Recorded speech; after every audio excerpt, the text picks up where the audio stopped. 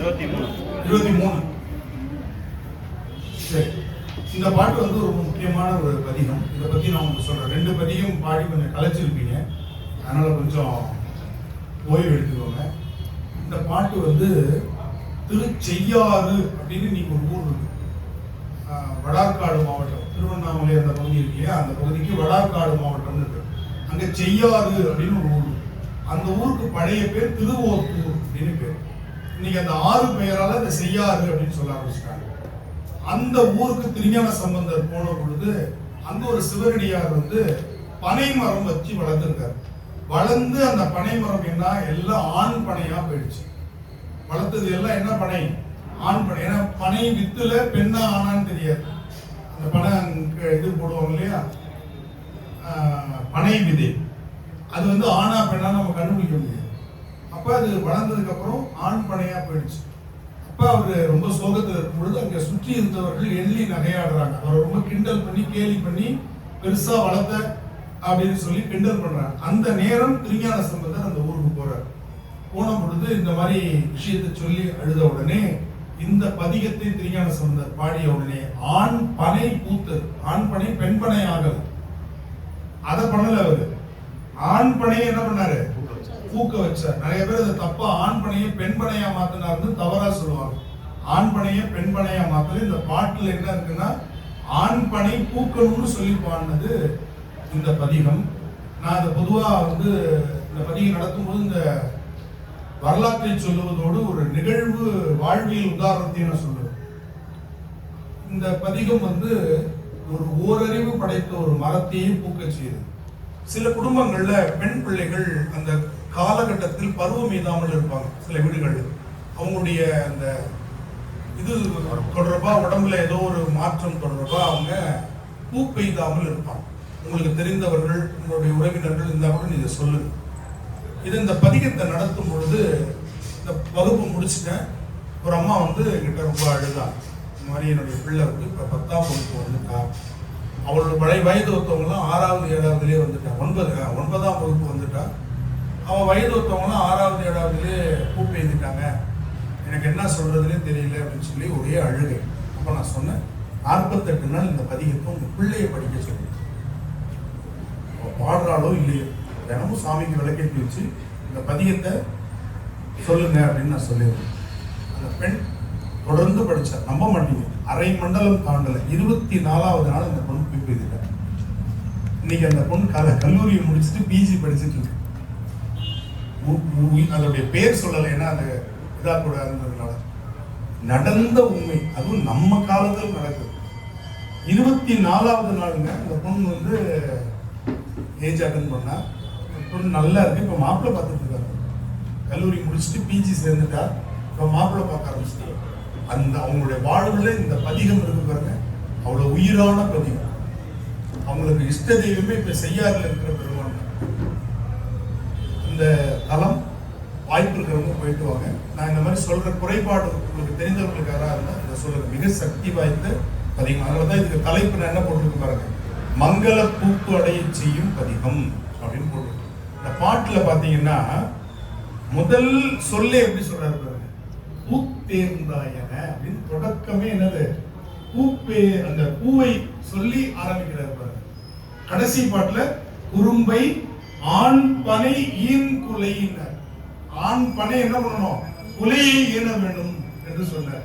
ஏன்னா நம்ம இதுல வந்து மாங்காய் காய்த்தது, நெல் விளைந்தது, இதெல்லாம் ஒன்னொன்னுக்கும் ஒன்னொன்னு இருக்கு இல்லையா. நெல் விளைந்ததுன்னு பேரு, மாங்காய் காய்த்ததுன்னு பேரு. ஆனால் தென்னையும் பனையும் என்னன்னு சொல்லுவோம், குலை தள்ளுவதுன்னு சொல்லுவோம். வாழை குலை தள்ளுவது, வாழைக்காய் தான் அதுல இருக்கிறது. எங்க வீட்டுல வாழைக்காய் காய்ச்சிருக்குன்னு சொல்ல மாட்டாங்க, வாழை குலை தள்ளுதல்னு சொல்லுவோம். அது மாதிரி மற்றதெல்லாம் பூத்து அந்த பூவிலிருந்து காய் வந்து வருவது, இது மட்டும்தான் உள்ளிருந்து குலையாக வெளியில வருது. அதனால குலை தள்ளுதல் என்று சொல்வார்கள். இன்னும் சொல்ல போனா எனக்கு தெரிஞ்சு எங்க கிராமத்துல இந்த வழக்கம் உண்டு. உங்க கிராமத்துல இருந்தா என்னங்க, வீட்டுல தென்னை மரம் வச்சு முதல்ல இந்த தென்னை மரம் பூத்துச்சுன்னா அதுக்கு புட்டு சுத்துவாங்க. இங்க யாருக்காவது தெரியுமா? பண்ணிருக்கீங்க? பொம்பளை பிள்ளைக்கு பண்ணுவாங்க பாருங்களேன், வயதுக்கு வந்தா ஒரு சடங்கு, அந்த சடங்கு அந்த தென்னை மரத்துக்கு பண்ணுவாங்க. பெரிய ஆச்சரியம் பாருங்க. நம்ம இயற்கையோடு அப்படி இயைந்த வாழ்க்கை நடத்திட்டு இருந்த ஒரு சமூகம் நம்முடைய சமூகம். இன்னைக்கு இயற்கையை விட்டு நம்ம ரொம்ப தள்ளி வந்துட்டு எதையோ லைம் ஃப்ரெஷ் குடிச்சிட்டு இருக்கிறோம். கெமிக்கல் எல்லாம் நல்ல எலுமிச்சம்பழத்தை தான் நம்ம டயர்ல வச்சு நசிக்கணும். ஆனா குடிக்கிறதுக்கு பூரா என்னது லைம் ஃப்ரெஷ் அப்படின்னு கெமிக்கல்ல குடிச்சிட்டு உட்காந்துருக்கிறோம் பாருங்க. இயற்கையோடு இயைந்த வாழ்க்கை இது நம்ம சங்க இலக்கியத்திலிருந்து தொடர்ச்சி வருது. 2000 வருஷமா ஒரு பெண் காதலிக்கிறா, நல்லா தெரிஞ்சுக்கலாம், இது நல்ல விஷயம். அந்த பெண்ணை பார்ப்பதற்கு அந்த பையன் வரான். வந்த உடனே வா நம்ம இங்க நின்று பேசலாம் அப்படின்னு, இங்க நின்று பேசலாம், கொஞ்சம் தள்ளி போலாம் வா அப்படின்னு. ஏன் அப்படின்னு, இங்க நிழலா இருக்கேமா, இங்க நின்று பேசலாம். இல்ல இல்ல வா, எங்க அக்கா பார்த்துக்கிட்டே இருக்கா அப்படின்னு. அந்த பொண்ணு சுத்தி முத்தி பார்த்தா கண்ணு கட்டின தூரம் வரையும் யாருமே இல்லை. எங்க உங்க அக்கா இருக்கான்னு சொன்னோடனே அங்க இருந்து அந்த புன்னை மரத்தை பார்த்து இதுதான் எங்க அக்கா அப்படின்னு. நீ லூசா நீங்க மரத்தை பார்த்து உங்க அக்கா இல்ல, எங்க வீட்டுல ரொம்ப நாளா குழந்தை இல்லை, எங்க அம்மா இதுதான் பொண்ணுன்னு வளர்த்தா. இதுதான் எங்க அம்மா என்ன பண்ணா, நட்டு வளர்த்த பொழுது பொண்ணுன்னு வளர்த்தா. அதுக்கப்புறம் தான் நான் பிறந்தேன். எனவே எனக்கு இது அக்கா அக்கான்னு எங்க அம்மா சொல்லி வளர்த்தாங்க. பாருங்க, ஒரு அறிவுடைய மரம் நம்ம உறவுல ஒண்ணா இருந்தது. இது சங்க இலக்கியத்துல இந்த பதிவு வருது. அது போல இப்ப நம்ம இந்த செடி கொடிகளை நேசிக்கிறது. ஏன்னா அதுக்கு உற்றறியும் அறிவு உண்டு. மற்ற பார்க்கறது கேட்கறது இல்லை. உற்றறியும் அறிவுனா வேவ் லென்த்தை புரிஞ்சுக்கிற அறிவு அதுக்கு உண்டு. இதை நிரூபிச்சிருக்கிறார். அந்த வேவ் லென்த்தை அலைவரிசை அதால என்ன பண்ண முடியும், உணர முடியும் அப்படின்னு சொல்லி அதை நிரூபிச்சிருக்கிறாங்க. இதெல்லாம் நீங்க நெட்ல தேடி பார்த்தீங்கன்னா அப்படிப்பட்ட ஒரு அருமையான பதிகம். இந்த பதிகம் நான் முன்னாடியே சொல்லியிருக்கேன். ஆரபி அப்படிங்கிற ராகமும் பழந்தக்க ராகம் என்ற பண்ணும் மகிழ்ச்சியை ஏற்படுத்தக்கூடியது. எங்க வீட்டுல அல்லது எங்க நாட்டுல இல்ல எந்த இடத்துல சோகமும் கவலையும் இருக்கும், அந்த இடத்தை மகிழ்ச்சிக்குரிய இடமாக மாற்றுவது என்ன பண்ணுன்னு சொல்லியிருக்கேன். இந்த ஆரபி அல்லது நம்ம தமிழ் பண்ணல பழந்தக்க ராகம். அதனாலதான் இடர்களையும் பதிகம் அதுல பாடியிருக்காரு. ஞானசம்பந்தர் என்ன பண்றாரு, இடர்களையும் பதிகம் அதுல பாடியிருக்காரு. அதே மாதிரி திருக்கோளிலி பதிகம் அதுல பாடியிருக்காரு. அதுக்கப்புறம் பச்சை திருப்பதிகம்னு சொல்லக்கூடிய திருநள்ளாறு பதிகம். சமணர்களுக்கும் திருஞான சம்பந்தருக்கும் ஒரு பெரிய சண்டை வந்துச்சு. அதுல அந்த சண்டையிலிருந்து வெற்றி பெற செய்தது பச்சை திருப்பதிகம்னு ஒன்று. போகமார்த்த பொன்முறையாள்னு இருக்கும் அந்த பாட்டு. இதெல்லாம் பழந்தக்கராக பண்ணில் அமைந்த பதிகங்கள். சரி, இப்போ இந்த பாட்டை நான் பாடி காட்டுறேன். அதுக்கப்புறம் நம்ம இதை பாடலாம். இதனுடைய பன்முறை எப்பொழுதுமே நான் பன்முறை முதல்ல பாடினேன். அதுக்கப்புறம் அதனுடைய பாராயண முறை நம்ம தெரிஞ்சுக்கணும்.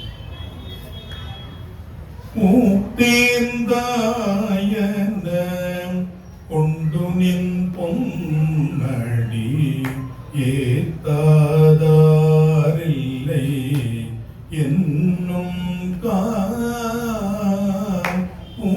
தேந்தாயன கொண்டு நின் பொன்னடி ஏத்தாதாரில்லை என்னும் ஓத்தோர் மேய ஒளி மழுவாழங்கை ஊத்தீரும் குணங்களே ஓத்தூர் மேய ஒளி மழுவாழங்கை ஊத்தீரும் குணங்களே. இதுதான் பண்பு. எப்படி இருக்கு பார்த்தீங்களா? இப்ப நம்ம பாராயண முறையில தக்கிட்ட நடையதான் பாருங்க. மூத்தேந்தாயன கொண்டு நின் பொன்னடியே தாதாரில்லை என்னும் கால் பூத்தோப்பேய ஒளி மழுவாள் அங்கே கூத்தீரும் குணங்களே. தகிட்ட தகிட்ட தகிட்ட தகிட்ட தகிட்ட தகிட்ட தகிட்ட தகிட்ட. புரியுதா? பாடலாமா? இது ஒரு 2 லைன் தான் பாட முடியும். 2 லைன் கவனிங்க, அப்புறம் நீங்க பாடலாம். சரியா? தாளம் மட்டும் கூட சேர்ந்து போடுங்க. பூத்தேந்தாயன கொண்டு நின் பொன்னடியே தாதாரில்லை என்னும் கால்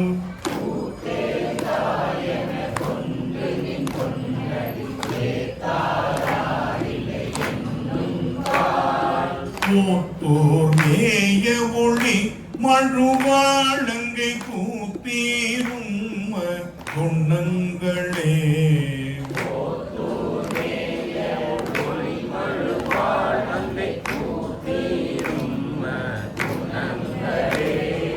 இடையீர் போக இள முலையாளையோ துடையே தே புள்ளி மானுரே இடையீர் போக இள முலையாளையோ துடையீரே புள்ளி மானுரே உடையீரே உம்மையே துதுமோத்து சடையீரே உமதாளே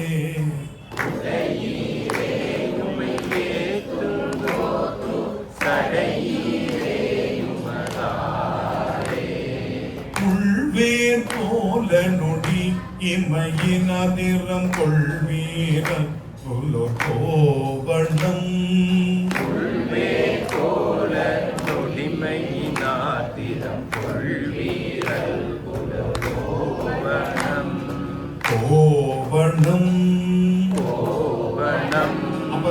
அதான் அந்த இது கரெக்டா வரும். அந்த நெடில் நீட்டி வனம் குறிக்கணும். புரியுதா?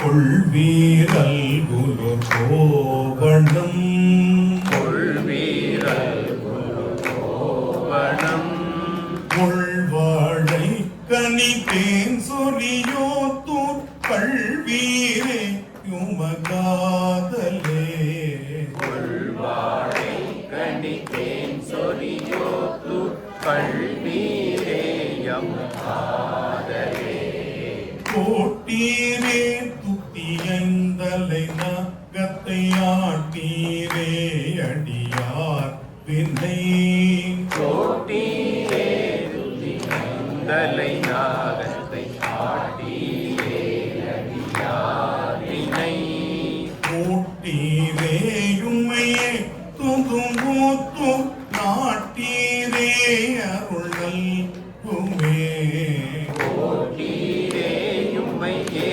துதும்போத்து நாட்டீரே அருள் நல்குமே உழையார் காதில் கொடு மழுவாள் படையுழையாழ்வீர் திருவோத்தூர் உழையார் காதி கொடுமழை வான்படை உழையார் வீட்டு பிழையா வண்ணங்கள் பாடி நின்றாடுவர் அழையா மேயருளல் குமே பிழையா வண்ணங்கள் பாடி நின்றாடுவர் அழையாமே அருள் நல்குமே மிக்கார் வந்து விரும்பி பலியிடத்தக்காதம் மக்களீரென்று மிக்கார் வந்து விரும்பி பலியிட தக்காதம் மக்களீரென்று அந்த என்றுன்னு போட்டுக்கோங்க. இங்க உட்கார்ந்து தெரிஞ்சுக்கலாம். என்றுன்னு ரூ போட்டுக்கோங்க. இங்க இந்த ரூக்கு பதிலா என்ன பண்றீங்க? உட்காதார் அப்படின்னு போட்டுக்கலாம். சரியா? உட்காதார் உளரோ திருவோத்தூர் நக்கீரே அருள் நல்குமே உட்காதாரொழுதிருவோத்து நக்கீரே அருள் நல்குமே காதார் கொன்றை தயங்கு முடியுடை நாதா என்று நலம் புகழ்ந்து நாதா கொன்றை தயங்கு முடியுடை நாதா என்று நலம் புகழ்ந்து நலம் புகழ்ந்து அப்ப ஓதாதோ அப்படின்னு வரும்.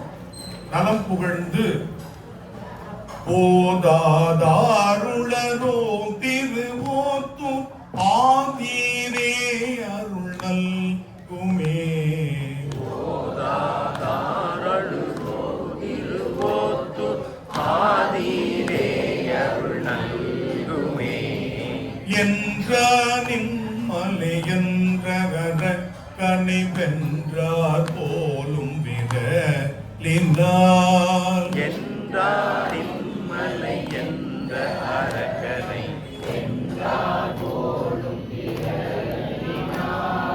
ஒன்றார் முன் செய்தவனோத்து என்றாமே வினையேகுமே.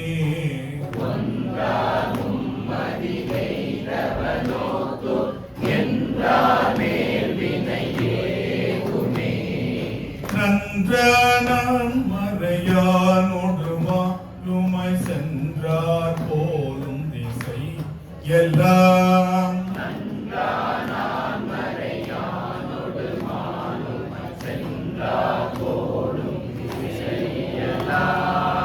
ஒன்றா உள்ளொலியாய் மிக மூத்து நின்றீரேயுமை நேரியே.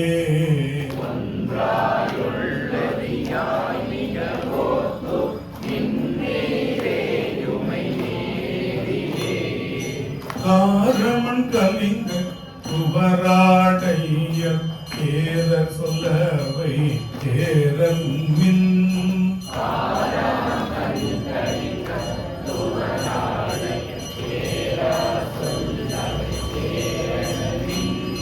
கோலம் வாலியில் எய்தவனோத்து சீரவன் கடல் சேர்வினே.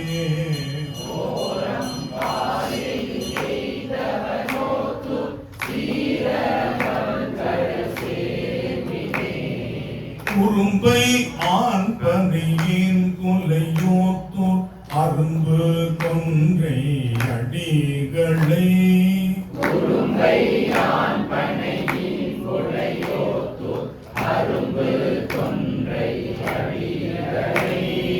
பெரும் பூகலியுள் ஞான சம்பந்தன் சொல்லி பூவார் வினைகீரே.